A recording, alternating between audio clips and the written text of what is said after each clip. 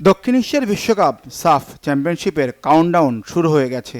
আগামী 4 থেকে 17 নভেম্বর ঢাকা জাতীয় স্টেডিয়ামে বসছে সাফের 15তম আসর। চতুর্থবার টুর্নামেন্টের স্বাগতিক বাংলাদেশ।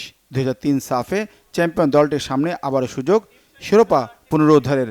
কিন্তু স্বপ্ন আর বাস্তবতায় সম্ভাবনা কতটুকু? গোল স্কোরিংয়ে নির্ভরযোগ্য ফুটবলার আছে ভারত, নেপালের মতো দলগুলোতে।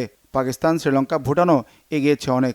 সাম্প্রতিক সময়ে বাংলাদেশও ভালো খেলছে, তবে মাঝমাঠ থেকে ভালো আক্রমণ তৈরি হলেও ফিনিশিংয়ের অভাবে গোল পাওয়া কঠিন হয়ে পড়ছে। গত সাফি তা দেখা গিয়েছে। স্বীকৃত স্ট্রাইকারের ঘাটতি দলের বড় দুর্বলতা। সবসময় ইম্পর্টেন্ট ব্যাপার সেটা হলো আসলে স্কোরিং। তো আমরা যদি আসলে আমাদের আসলে সলিড যে নাম্বার 9 সেটা আসলে নাই। আমরা ফলস 9 হিসাবে খেলাই প্লেয়ার, মুরসা খেলে, রাকিব খেলে। তো সব কিছু মিলে যদি একটা ফিক্সড নাম্বার 9 আমাদের থাকে, ডেফিনেটলি সবচেয়ে স্ট্রং টিম আমরা হব। যদি আমাদের সব কিছু একদম পরিকল্পনা ওয়াইজ থাকে, আমরা খুব সিনসিয়ার থাকি, মাঠে ভালো পারফর্ম করি, তাহলে গতবারই আমরা হয়তো জিততে পারতাম, কিন্তু 2-3টা মিস্টেকের কারণে আমরা পিছিয়ে গেছি। প্রিমিয়ার লিগে ক্লাবগুলোর বিদেশি নির্ভরতায় ম্যাচ অনুসরণে পিছিয়ে থাকে দেশি ফরোয়ার্ডরা। ফলে আন্তর্জাতিক ম্যাচে তাদের সাথে সমন্বয়ের ঘাটতি হয় মিডফিল্ডার ও উইঙ্গারদের সাথে। প্রিমিয়ার লিগে দেখবেন যে স্ট্রাইকারগুলো ম্যাক্সিমাম প্লেয়ার ফরেন খেলে। সো আমাদের বাঙালিরা সুযোগ একটু কম পায় স্ট্রাইকিং পজিশনে, যে কারণে আমাদের একদম রিয়েল নাম্বার 9টা আমরা আসলে পাই না। আছে, কিন্তু ইন্টারন্যাশনাল লেভেলে পারফর্ম করতে একটু টাফ হয়ে যায়, কারণ বিপিএলে বা ভিএফএলে এনাফ গেম টাইম পাই না, যে কারণে এক্সপিরিয়েন্স কম থাকে, খুব একটা ভালো পারফর্ম করতে পারে না। এটা হচ্ছে একটা মেইন ফ্যাক্টর। অনেক টিমের নাম্বার 9 থাকে না, কিন্তু কোনোভাবে কিন্তু ওই এমনভাবে টিম সেট আপ করা হয় নাম্বার 9 লাগে না। ডিফেন্স গোল দিচ্ছে, তপু ভাই লাস্ট ম্যাচে গোল দিছে।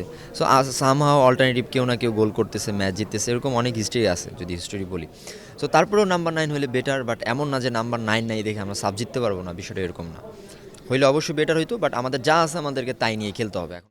জাতীয় দলে প্রবাসী বাংলাদেশি বংশোদ্ভূত হামজা, সমিত, ফাহমেদুল্লাহ খেলছেন অনেকদিন ধরেই।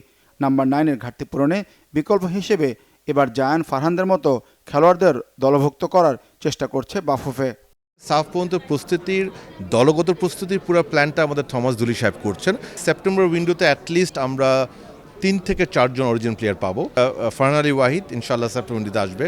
জায়ান হাকিমের কাজ আমরা এখন মোটামুটি অ্যাপ্রুভাল পেয়ে গেছি, সো আমরা এখন কাজ শুরু করবো, বাট ডেফিনেটলি সেপ্টেম্বর উইন্ডোতে তাকে আমরা ইনভাইট করবো। আর আফটার দ্যাট আরও 2-3 সাথে কথা বলছি, ওটা এখনও বড় জায়গা আসেনি, বাট উই আর হোপিং আরও 2 থেকে 3 জন অ্যাড হবে ইনশাআল্লাহ। সো অরিজিনাল প্লেয়ার দিয়ে একটা ভালো পুল আমরা দিব ওনাকে।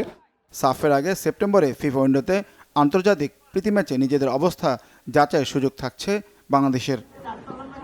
মানিক মাহমুদ, বাংলা ভিশন, ঢাকা।